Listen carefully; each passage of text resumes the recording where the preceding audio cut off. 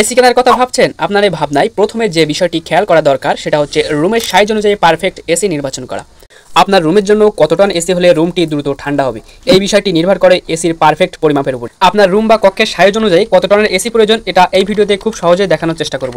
এটা করতে আপনার প্রথমে যেটা করতে হবে সেটা হচ্ছে আপনার হাতে থাকা স্মার্টফোনটি নিয়ে যে কোনো একটি ব্রাউজার ওপেন করতে হবে। আমার যেহেতু ক্রোম ব্রাউজার, ক্রোমটা ওপেন করে নিলাম।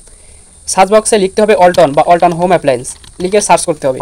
অল্টন লিখে সার্চ বক্সে প্রেস করার পরে আমাদের সামনে ঠিক এরকম একটি ইন্টারফেস চলে আসবে, অল্টন হোম অ্যাপ্লায়েন্স ওয়েবসাইটটি। তো এখানে প্রেস করে দিলাম। প্রেস করার পরে আমাদের সামনে ঠিক এরকম একটি ইন্টারফেস চলে আসবে। এখান থেকে আমরা বাম সাইডের উপরে একটা 3 ডট মেনু আছে, এখানে প্রেস করলাম। এখান থেকে আমরা এয়ার কন্ডিশনারে প্রেস করলাম, তারপর স্প্লিট টাইপ এসিতে প্রেস করলাম। তারপর আমাদের সামনে ঠিক এরকম একটি ইন্টারফেস চলে আসবে। জেনে নিন আপনার রুমের জন্য কত টন এসি প্রয়োজন, এখানে প্রেস করুন। আমি এখন এই লেখাটির উপর প্রেস করব। প্রেস করার পরে ঠিক এরকম একটি ইন্টারফেস চলে আসবে। এখানে দেখতে পাচ্ছেন বিটিইউ ক্যালকুলেটর। জেনে নিন আপনার রুমের জন্য কত টনের এসি প্রয়োজন। এখানে 7টি স্টেপ আছে, এই 7টি স্টেপ পার হওয়ার পরে জানতে পারবো যে রুমের জন্য কত টন এসি প্রয়োজন। এখানে রুমের সাইজ স্কোয়ার ফিটে দিতে বলা হচ্ছে, তো দিয়ে নেক্সটে ক্লিক করতে বলা হচ্ছে। আমার যেহেতু রুমের সাইজ 120 স্কোয়ার ফিটের মধ্যে, এজন্য আমি 120 স্কোয়ার ফিট সিলেক্ট করে নেক্সটে প্রেস করব। এরপরে বলা হচ্ছে সূর্যের আলোর সংস্পর্শে দেয়ালের সংখ্যা, অর্থাৎ আপনার রুমে সূর্যের আলোর সংস্পর্শে দেয়ালের সংখ্যা কয়টি। যেহেতু আমার একটি, এজন্য একটি দিয়ে নেক্সটে প্রেস করব। আপনি আপনার মতো করে সূর্যের আলোর সংস্পর্শে দেয়ালের সংখ্যা নির্ধারণ করে নেক্সটে প্রেস করবেন। নেক্সটে প্রেস করার পরে ঠিক এরকম একটি ইন্টারফেস চলে আসবে, যেখানে বলা হচ্ছে দেয়ালের ধরন, অর্থাৎ আপনার যে দেয়ালটা এটা কি ইটের দেয়াল নাকি 1 স্তরের গ্লাস নাকি 2 স্তরের গ্লাস। আমার যেহেতু ইটের দেয়াল, এ কারণে ইটের দেয়াল সিলেক্ট করে নেক্সটে প্রেস করব। তারপর আপনার সামনে এই ইন্টারফেসটি চলে আসবে। এখানে বলা হচ্ছে আপনার রুমের অবস্থান, আপনার রুমটি কি সর্বোচ্চ তলায় নাকি অন্য যে কোনো তলায়। তো আমার রুমটি যেহেতু সর্বোচ্চ তলায় না, এজন্য আমি অন্য যে কোনো তলায় সিলেক্ট করে নেক্সটে প্রেস করব।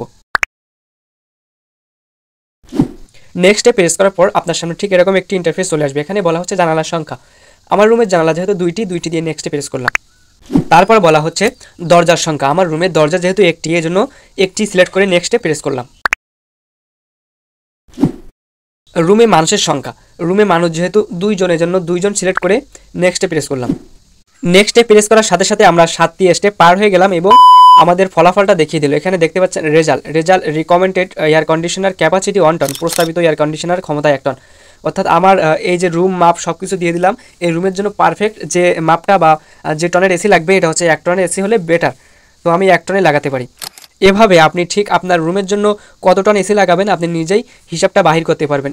এখানে এই হিসাবের বাইরেও আমি একটি গুরুত্বপূর্ণ কথা বলতে চাই। তার আগে বলে নেই, আপনি যদি আমার চ্যানেলে নতুন হয়ে থাকেন তাহলে অবশ্যই চ্যানেলটিকে সাবস্ক্রাইব করবেন এবং ভিডিওটি ভালো লাগলে অবশ্যই একটি লাইক করবেন এবং অন্যদের মাঝে শেয়ার করবেন। তো বিষয়টা হচ্ছে এটা যে আপনার রুমের সাইজ এটা দেখেই সিলেক্ট করবেন না, কারণ হচ্ছে আপনার রুমটি যদি বারবার দরজা জানলা খোলা হয় এবং রুমের ভিতরে ইলেকট্রিক বা বৈদ্যুতিক যন্ত্রপাতি বেশি থাকে, সেক্ষেত্রে কিন্তু একটু টন বাড়িয়ে নিতে হবে। এটা মাথায় রেখে তারপরে এসি কেনার বিষয়ে সিদ্ধান্ত নেবেন। আশা করি বুঝতে পেরেছেন। ভালো থাকবেন, সুস্থ থাকবেন। দেখা হচ্ছে পরবর্তী কোনো নতুন ভিডিওতে। আসসালামু আলাইকুম।